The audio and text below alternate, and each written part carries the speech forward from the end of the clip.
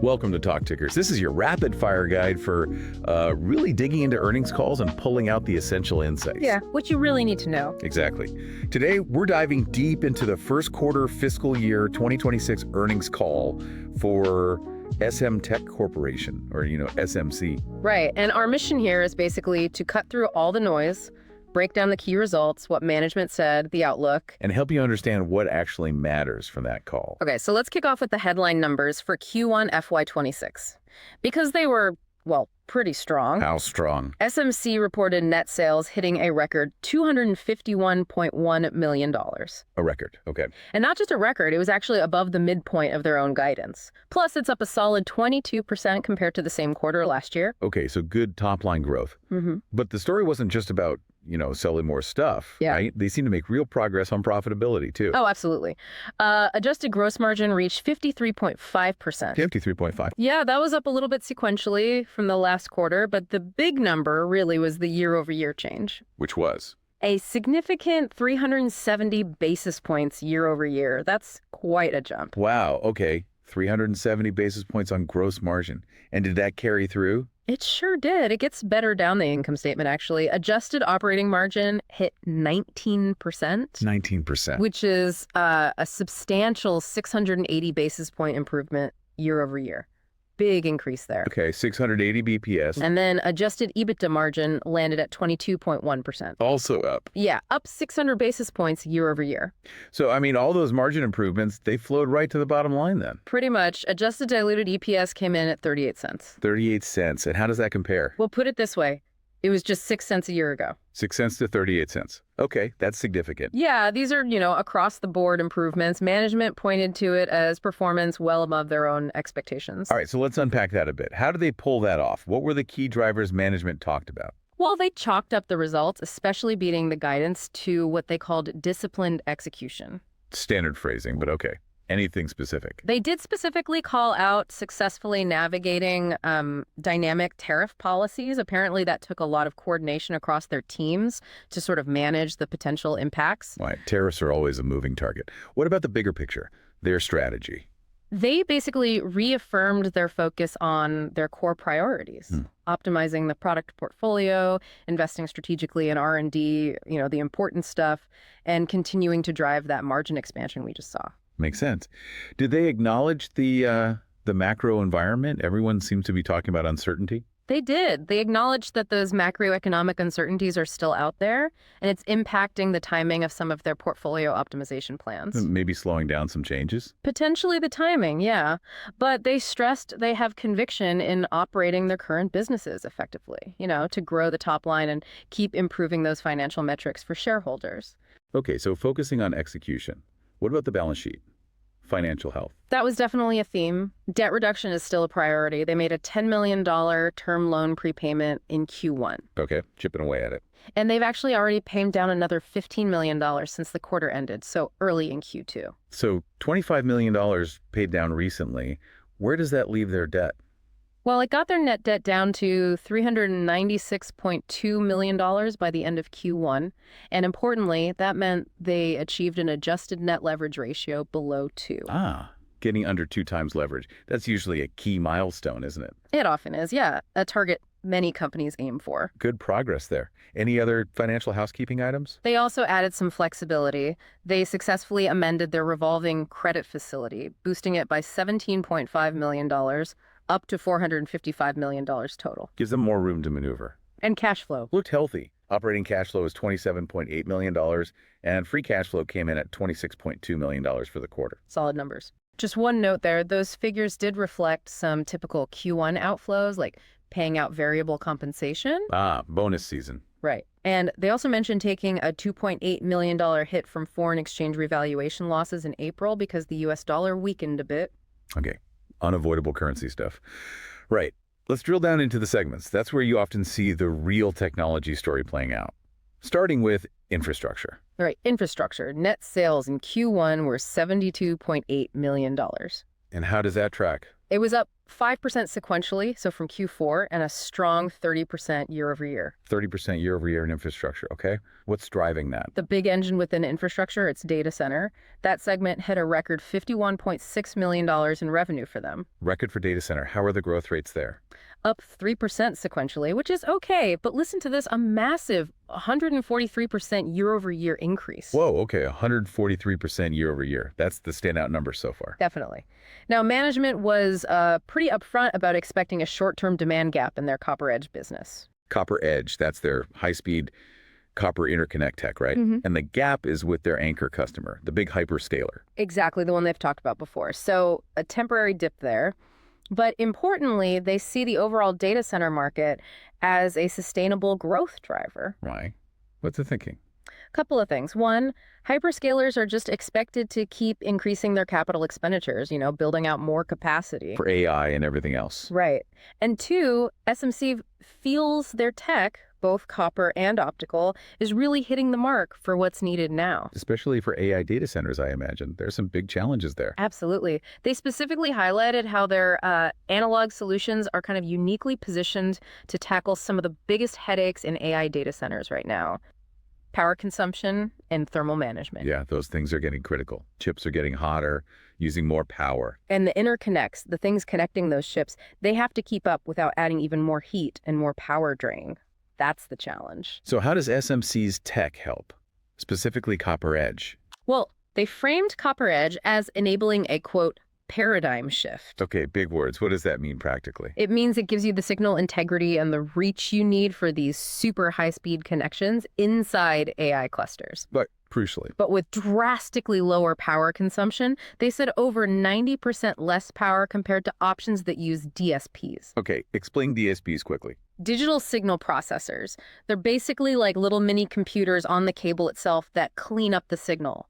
They work, but they consume a fair bit of power. And SMC's Copper Edge is different how? It's mostly analog, which is just inherently much more power efficient for this specific job of boosting the signal over copper.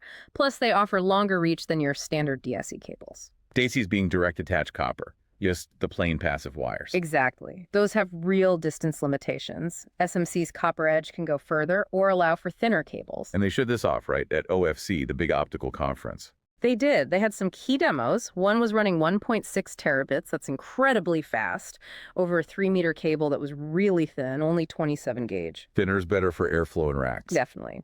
They also did an 800 gigabit demo using a 5-meter ACC. Active copper cable. Right, an ACC connected directly to a Broadcom Tomahawk 5 switch. That's apparently a common setup customers are looking at to replace those passive DAC cables. Because the ACCs can go further or perform better. Exactly. And they also showed an ultra-thin 3-meter 30-gauge cable. Again, thinner cables mean better airflow, easier bending radius stuff that matters a lot when you're cramming equipment into racks. So, okay, they have this temporary demand gap with the anchor customer for Copper Edge. But it sounds like they're pretty bullish on it longer term. They do sound confident. They are engaged with that anchor customer about future generations, so that relationship isn't gone. But the focus is shifting. It seems like it. They're seeing significant interest and engagement now from other hyperscalers, plus switch vendors and cable manufacturers, too. So, diversifying the customer base for Copper Edge. That seems to be the push. They've sent out cables for testing and qualification to multiple potential new customers. And the expectation is? They expect meaningful design wins and then volume ramps from these new customers before the end of this fiscal year. Specifically targeting the Q4 timeframe. Now, the Q&A did clarify the anchor customer demand remains, quote, a lot lower. But the story they're telling is about bringing these other customers online by Q4. Okay, Copper Edge diversification is key then. What about the optical side? Fiber Edge? Right, Fiber Edge. They had a strong LPO demonstration at OFC as well. LPO, linear pluggable optics. That's the one. It's a newer approach for optical modules aiming to cut down complexity and, again, power consumption compared to traditional designs that use those power-hungry DSPs we mentioned. So similar goals as Copper Edge, but for optical links. What's SNC's role there? They believe their TIA, that's the transimpedance amplifier. Key part in the optical receiver. Converts light to electrical signals. Exactly. They think their TIA offers superior performance for LPO and that they're gaining, quote, line share in the market for TIAs. Okay, winning sockets there. Anything else on LPO? Yeah, they also released LPO laser drivers last quarter. Drivers are the chips controlling the lasers that send the light signal. Right. And these are apparently generating design and traction at multiple module suppliers, too. They expect revenue from these drivers also by Q4 this fiscal year. So LPO TIAs and drivers both ramping by Q4. That's the expectation. They highlighted that 800G LPO links, especially using 100 gigabits per lane, are expected to be adopted by multiple cloud providers. And why are SMC's drivers needed there? Because apparently the traditional drivers integrated into DSPs aren't really suitable for robust link performance at these higher speeds, so you need good external drivers like the ones SMC makes. Got it. So summing up Fiber Edge, their core business there, things like PMDs. Photoelectric modules, transceiver modules, basically the little pluggable boxes. Right, those are doing well, benefiting from data center spending. Yeah, that core Fiber Edge line is strong. They think they're benefiting from increased CapEx and gaining market share there. The LPO TIAs and drivers are seen as like incremental opportunities on top of that solid base. Okay, anything else giving them confidence for the second half data center? One more thing. Their Tri-Edge CDR product. CDR clock and data recovery circuit helps clean up timing on high-speed data. Right. These were designed with major cloud service providers, but the actual deployment got delayed for reasons outside SMC's control. But now. Now it seems like those deployments are starting to resume, so that's another factor giving them, strong conviction for the second half. Okay, data center sounds like the big growth story, despite the Copper Edge anchor hiccup. Let's move on. High-end consumer. Right. High-end consumer. Q1 net sales were $35.4 million. How's that compare? Essentially flat sequentially and up just 3% year over year. So more stable. And within that? Consumer TVs were $24.5 million. That was in line with their outlook, up about 2% sequentially. Any outlook there? They expect the usual smartphone seasonality. Unit ramps picking up in Q2 and then increasing again in Q3. Standard cycle. Yeah. And for consumer TVs, they mentioned they're increasing their content within the TVs through innovation, trying to get more of their stuff inside each set. What kind of stuff? Did they highlight any specific products? They did. One was the surge switch. Surge switch. Sounds like protection. Exactly. It's a system-level protection device. Protects sensitive electronics from things like ESD. Electrostatic discharge, static shock. And EO's electrical overstress. Basically too much voltage or current. Which is becoming more important as chips get smaller and more fragile. Precisely. So the surge switch is an integrated device offering, additional features and protection. Requires close work with customers, apparently. Does it help their pricing? It improves average selling prices, yes. Although they noted their existing TVS products, transient voltage suppressors, already get good ASPs because of the tech. Where's the surge switch being used? A key application is protecting Type-C connectors.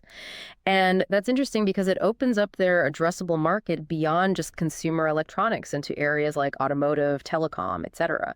Anywhere you find a Type-C port, potentially. Okay, interesting expansion potential. Anything else in consumer? Yeah, the other area that caught my ear was their Perse proximity sensing products. Perse proximity sensing, what's the application? They specifically highlighted its use in smart glasses, calling smart glasses a potential next-gen AI interface platform. They see this as a growing field of opportunity. Smart glasses. And the market's still pretty nascent, but potentially huge. What does Perse do there? It helps devices meet increasingly stringent SAR standards. The SAR. Specific absorption rate. Yeah. How much RF energy the body absorbs. Big deal for wearables close to the head. Exactly. Regulators are getting tougher, so Perse helps manage that. It's apparently already deployed on devices at most leading manufacturers. What are the advantages of their Perse tech? They listed lower power consumption, better sensitivity, and best-in-class noise rejection. Plus, a smaller footprint thanks to some novel packaging, which helps make the glasses sleeker. Are they just working with one big customer there, like Meta with the Ray-Ban glasses? They're actively engaged with a wide range of customers on smart glass designs, going beyond that anchor customer, yes. They expect more companies to jump into this space by the second half of this year. Any sense of scale yet? They did note they've already supported over 1 million smart glasses using gesture control with their tech. So it's starting to get some traction. Okay, smart glasses and Perse, one to watch. Let's shift to industrial. That's their biggest segment, right? It is. Q1 net sales, there were $142.8 million. How did that perform? It was down 3% sequentially, but that was in line with their expectations, and it was up a solid 24% year over year. 24% year over year, still strong growth. What's happening within industrial? Well, LoRa-enabled solutions were particularly strong, $38.9 million in Q1. Laura, their long-range, low-power wireless tech. How are the growth rates there? Up 5% sequentially and a very impressive 81% year over year. 81%. Okay, Laura's clearly got momentum. Yeah, demand seems robust, supporting new product launches and deployments. They announced a new win with Sonova, a healthcare company. What's that for? Sonova chose SMC for an ultra-small, low-power wireless radio and a power management chip. It highlights their expertise in ultra-low-power RF for battery-operated devices. Like hearing aids. That's been a core market for Laura, right? Exactly. But they also mentioned emerging markets like robotics and UAVs, drones, leveraging this low-power, robust connectivity, too. And Laura's tech helps there how? Its dual band capability using both 2.4 gigahertz and the license-free ISM bands offers enhanced bandwidth for these kinds of applications. Got it. They also mentioned something called Laura Plus. What's that about? Yeah, LoRa Plus. It sounds like a modulation scheme that pairs the core LoRa tech with multiple other protocols. Okay, why would you do that? It unlocks the ability for manufacturers to extend their applications beyond just traditional long-range IoT into areas like safety, security, smart buildings. No, more versatility. Seems like it. The example they gave was compatibility with BLE Bluetooth Low Energy, which would allow easier connection to existing backend systems that might already use Bluetooth. It's LoRa-centric, but opens up new uses. Okay, Laura Plus. Interesting development. Now, that 81% growth in Q1 for Laura, was there anything specific driving that surge? The Q&A offered some context. It seems Q1 included a little bit of additional build, maybe related to anticipating some project spending. So Q1 was maybe artificially high? A bit higher than what they see as a comfortable run rate, yeah. They pegged that run rate more in the $30–35 million range per quarter for the next few quarters. Ah, okay, so expect some moderation there. Right. They also mentioned a specific medical customer launching a new product in Q1, which drove some additional orders. So while Q1 was elevated, that $30–35 million is the baseline expectation going forward, though those emerging markets like robotics and UAVs are definitely upside potential. Got it. What else is in industrial? IoT systems hardware. Yep. That generated $63.5 million in Q1 net sales. Performance there. Down 8% sequentially, but that was within their expectations. And it was up 31% year over year. Still strong year-over-year growth. Yeah. What's the trend there? Bookings have actually increased for the 7th consecutive quarter, and they said the pipeline has increased substantially. Why the bigger pipeline? 2 reasons cited. 1, a China-based competitor was put on a sanction list, which could be a tailwind for SMC. Competitive dynamics. Right. And 2, just signs of a broader market recovery starting to emerge. So they expect continued growth and improved profitability here based on that stronger pipeline and bookings trend. What's driving the underlying demand? They're benefiting from growing 5G adoption rates, particularly in North America. Deployments right now are using their 1st and 2nd gen modules mostly. But they're moving to newer tech. Yes. In Q1, they launched 2 new 3rd generation 5G modules. One is cost optimized, aiming for broader adoption. The other is performance optimized, supporting 5G advanced, which is important for things like edge-based AI applications. Okay. Now, that sequential dip in revenue, was that just seasonality? The Q&A suggested, yes, it was expected seasonality coming off Q4 guidance. They also noted this segment typically has a lower gross margin than their semiconductor products. And margin was impacted in Q1. Yeah, Q1 margin was specifically hit by a mix shift more towards modules, away from higher margin routers, and also what they called a one-time event related to inventory. But they are actively managing this business for margin expansion going forward. Okay. Last piece of industrial, IoT connected services. Right. Net sales there were stable. It's largely recurring revenue. They gave an example of using AI tools, like anomaly detection, which actually helped prevent a security incident for one of their customers. Shows the value beyond just the hardware. Good example. Okay, let's shift focus to the outlook. What did management guide for the second quarter, Q2 of fiscal 26? For Q2, they guided net sales of $256 million, plus or minus $5 million. And how does that compare year over year? At the midpoint, that would be about a 19% increase year over year. Still strong growth. Okay. How does that break down by segment, roughly? They expect infrastructure sales to increase sequentially, and that includes continued growth in data center.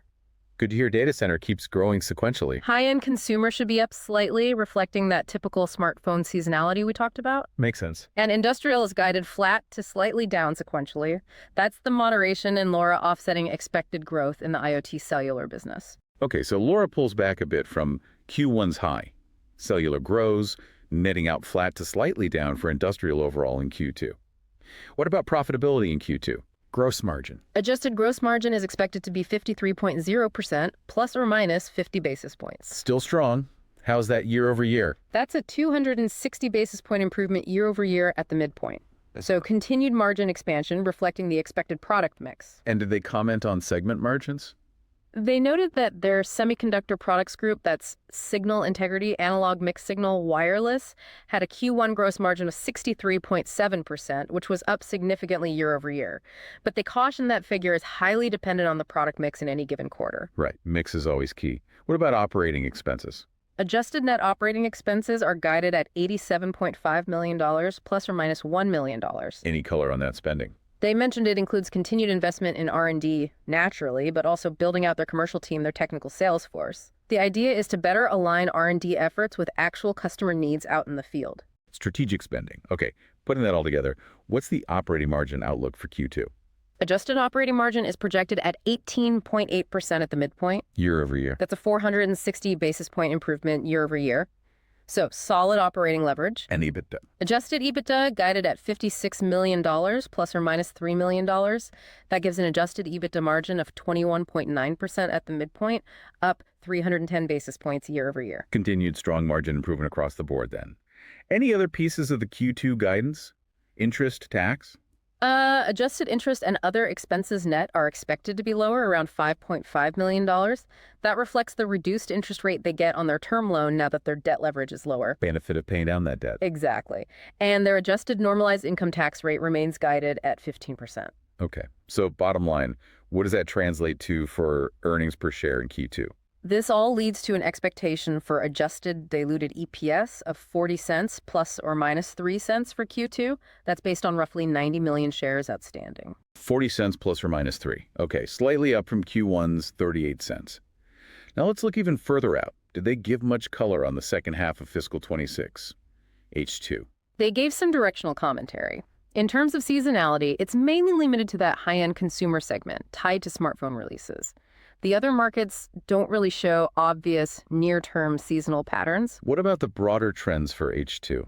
On the industrial side, they are anticipating a broader market recovery taking hold. And the big one, data center. Importantly, data center capital expenditure spending is expected to accelerate in the second half. That's based on the bookings they're seeing now and their conversations with the cloud service providers. Acceleration in H2 data center spending. That's a key takeaway. What about LoRa in H2? Management expects it to settle into that comfortable $35 million quarterly run rate they mentioned after the elevated Q1. And overall margins and spending in H2? Largely driven by product mix, as usual, along with those ongoing investments in R&D and building out the sales force. Okay, now what about those new technologies ramping? Copper Edge, LPO, when do they really kick in? This is important. AI connectivity, specifically Copper Edge, but with those new customers they're working on. Not the anchor customer dip. Right, the new ones. Plus, LPO, both the TIA and the driver products, those are expected to start contributing meaningfully by the Q4 timeframe. Q4 this fiscal year. Correct. And then ramp up into the next fiscal year, FY27. Okay, so Q4 is the inflection point to watch for those new AI-related products. What about their existing data center business? They feel their core data center business, Fiber Edge, the PMDs will also continue to grow and maybe even see accelerated growth in the second half, again, based on bookings and the market share gains they believe they're making. So confidence in both the core and the new stuff ramping later in the year. Seems that way. Overall, management feels well-positioned for the second half, barring any sudden negative shifts in tariffs or other macro shocks. Did they comment on inventory levels at customers? Sometimes you see pullbacks. They did. They specifically said they checked on customer inventories in their core data center business and felt they were at healthy levels, not expecting any air pockets or big drawdowns there. Good sign. And the IoT cellular business in H2. That's expected to see increasing revenue and step-ups in gross margins in the coming quarters. Driven by. Driven by that strong bookings trend we discussed, plus the tailwinds like the competitor sanctions and U-blocks exiting that specific market, they're actively managing this for margin expansion. Okay, so putting it all together for the listener, if you're trying to synthesize this, what's the big picture from SMC's quarter and outlook? Well, the Q1 results clearly show resilience and really strong operational excellence. They delivered numbers significantly above their own expectations, even with all the background noise about market uncertainties. Yeah, you definitely see a balance here, don't you? You've got these strong growth drivers like that explosive data center performance, even with the Copper Edge nuance. Right, and the robust underlying demand for LoRa, even if Q1 had that project bump. Plus those tailwinds helping the IoT cellular business. But those are balanced against the challenges, right? The macro uncertainty impacting maybe some portfolio timing and that temporary Copper Edge transition issue with the anchor customer. Definitely. But you can't ignore the financial story here.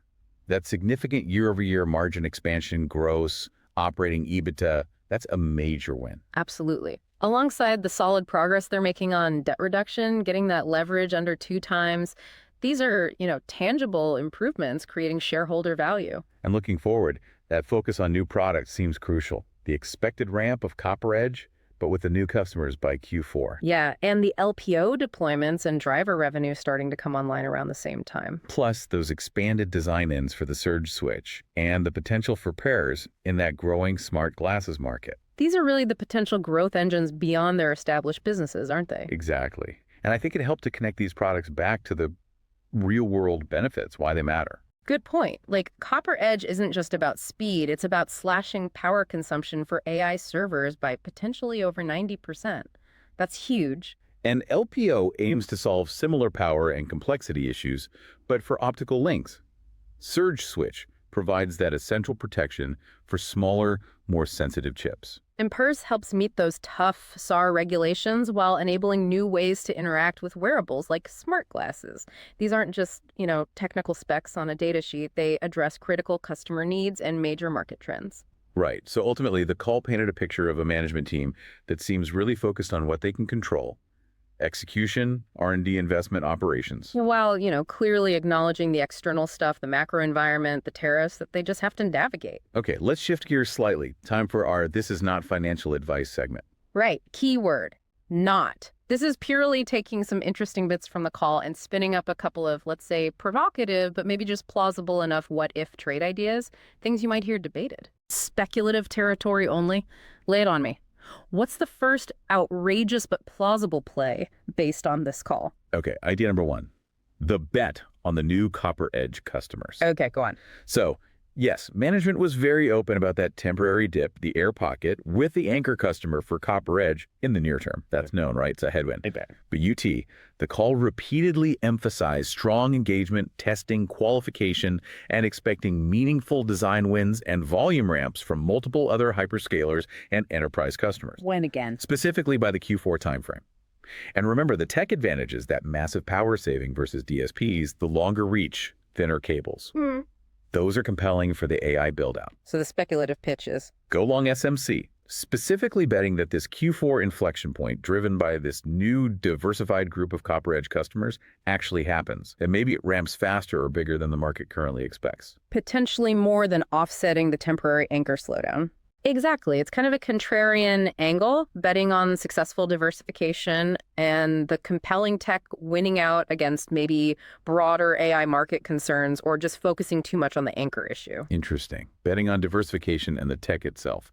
Okay, what's idea number two? Idea number two, the underappreciated LoRa Plus acceleration. Okay, Laura. They guided it down slightly for Q2. Right, to that $35 million run rate. Right, settling into what they called a comfortable run rate. Sounds stable, predictable, maybe a bit boring. But you think there's more to it? Well, dig into the details again. 81% year-over-year growth in Q1, even if elevated. Robust underlying demand. Record end nodes shipped. And importantly, the emergence of those new markets, robotics, UAVs. And LoRa Plus. And then there's LoRa Plus, which they said unlocks new applications, safety, security, smart buildings by pairing LoRa with other protocols like Bluetooth. So the speculative pitch here is? View any near-term moderation in LoRa not as a negative, but maybe as a buying opportunity. bet that the market is underestimating the potential for this LoRa Plus concept and the expansion into these new, potentially high-growth verticals, medical, industrial, smart cities, whatever. Betting that it drives accelerated growth beyond that $35 million comfort zone later on, maybe in fiscal 27 or beyond. Potentially. The idea is that the Q1 strength, even if temporarily boosted, might actually be the first sign of these new applications starting to move the needle in a bigger way than people realize yet.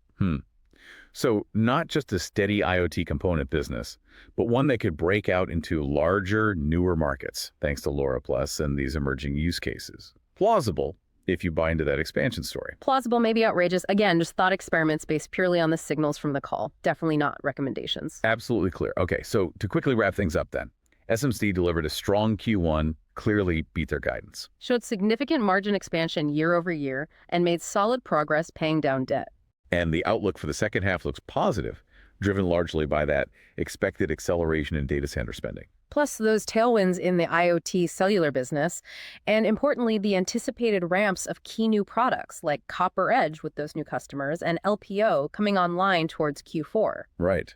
While there are challenges macro factors, that temporary Copper Edge anchor gap management seems focused on execution and investing in those future growth areas across what is a pretty diverse portfolio. And just to reiterate one last time, this deep dive summarized the earnings call content. It is absolutely not financial advice. Definitely not. But as you process all this information, think about the broader implications. The relentless demand for faster, but also much more power efficient connectivity and AI is clearly reshaping markets. Yeah, and you see how low-power wireless tech, like LoRa, is finding its way into more and more sophisticated industrial and medical applications.